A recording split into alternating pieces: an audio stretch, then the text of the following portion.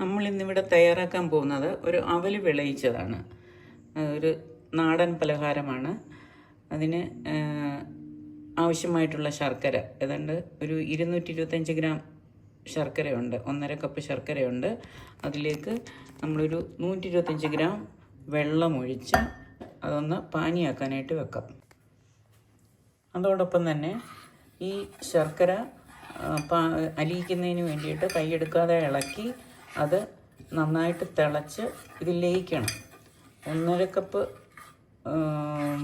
ശർക്കരയുണ്ട്, അതിൽ 1/2 കപ്പ് വെള്ളം ഒഴിച്ച് ഇത് പാകമാക്കി എടുക്കുമ്പം ഏകദേശം 1 കപ്പോളം വരും. ശർക്കര നന്നായി തിളച്ചിട്ടുണ്ട്. അത് നന്നായിട്ട് അലിഞ്ഞു എന്ന് ഉറപ്പ് വരുത്തിയതിന് ശേഷം തീ കെടുത്തി ഇത് അരിച്ച് ഒരു പാനിലേക്ക് ഒഴിക്കണം.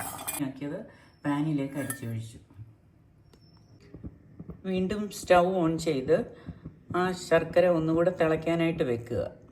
ഇങ്ങനെ ശർക്കര തിളയ്ക്കാൻ തുടങ്ങുമ്പോൾ നമ്മൾ ചിരകി വെച്ചിരിക്കുന്ന തേങ്ങ ഏകദേശം 3 കപ്പോളം ഉണ്ട്, അതായത് ഒരു 240 ഗ്രാമോളം ഉണ്ട്. അത് അതിലേക്കിട്ട് അത് ശർക്കരയിൽ വിളയിച്ചെടുക്കണം.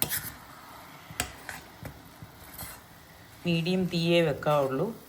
സാവകാശം അത് വിളയിച്ച് എടുക്കണം. ഇത് ഇതേപോലെ തുടർച്ചയായിട്ട് ഇളക്കി മീഡിയം തീയിൽ വെച്ച് തുടർച്ചയായിട്ട് ഇളക്കി ഒരു 3-4 മിനിറ്റ്, അതിൽ കൂടുതൽ ആവശ്യമില്ല. ഇതിപ്പം അങ്ങനെ ശർക്കരയ്ക്കകത്ത് സാവകാശം ഇളക്കി വഴറ്റിയെടുക്കണം.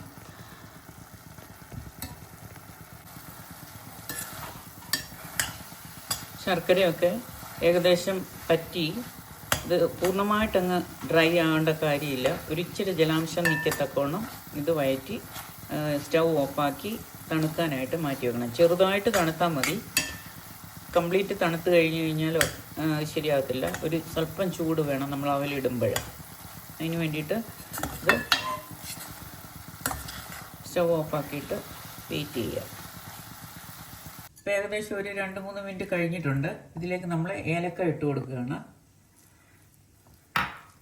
ഇനി ഇതിലേക്ക് 3 കപ്പ് അവലുണ്ട്. ഈ ശർക്കര ഈ അവലെ പിടിക്കുന്നിടം വരെ ഇതിളക്കി യോജിപ്പിക്കണം. ഒരു പാനിലേക്ക് അല്പം നെയ്യ് ഒഴിച്ച് നമുക്ക് അല്പം പറങ്ങേണ്ടിയും പൊട്ടുകടലയും വറുത്തെടുക്കാം. നെയ്യ് ചൂടായി കഴിയുമ്പോൾ അതിലേക്ക് 1/4 കപ്പ് പൊട്ടുകടല ഇട്ട് വറുത്തെടുക്കുക. അതോടൊപ്പം പറങ്ങേണ്ടിയും കൂടെ ഇട്ട് മൂപ്പിച്ചെടുക്കുക.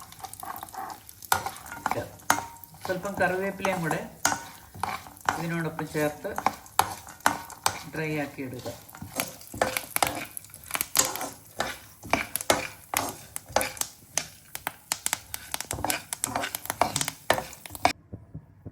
അതിലേക്ക് 1 ടേബിൾ സ്പൂണോളം എള്ളിട്ട് ജസ്റ്റ് ഒന്ന് ചൂടാക്കി എടുക്കുക. കുറച്ച് സെക്കൻഡുകൾ മാത്രം ഇതൊന്ന് ചൂടായി കഴിയുമ്പം സ്റ്റൗ ഓഫ് ആക്കണം. ഞാൻ സ്റ്റൗ ഓഫാക്കി എല്ലാം കൂടെ ഒന്നുകൂടെ മിക്സ് ചെയ്തു. ഉടനെ തന്നെ നമുക്ക് ഈ അവലിലേക്ക് ചേർക്കണം. ഇത് നമ്മൾ ഈ അവലിനകത്ത് യോജിപ്പിച്ചെടുക്കാം. ഈ നെയ്യ് ചേർക്കുമ്പോൾ നല്ലൊരു ഫ്ലേവറും വരുന്നുണ്ട്. 120 ഗ്രാം അവലും അതേപോലെ 240 ഗ്രാമോളം വരും 3 കപ്പ് തേങ്ങ എന്ന് പറയുമ്പോൾ. 3 കപ്പ് അവലും 3 കപ്പ് തേങ്ങയുമാണ്. അവലിന് തൂക്കം കുറവില്ല, അതുകൊണ്ടാണ് 120. 3 കപ്പ് എന്ന് പറഞ്ഞാൽ 120 ഉള്ളൂ. പിന്നെ ശർക്കരയെല്ലാം കൂടെ ഏകദേശം ഒരു 5-6 പേർക്കെങ്കിലും കഴിക്കാനുള്ളത് കാണും 4 മണിക്ക്.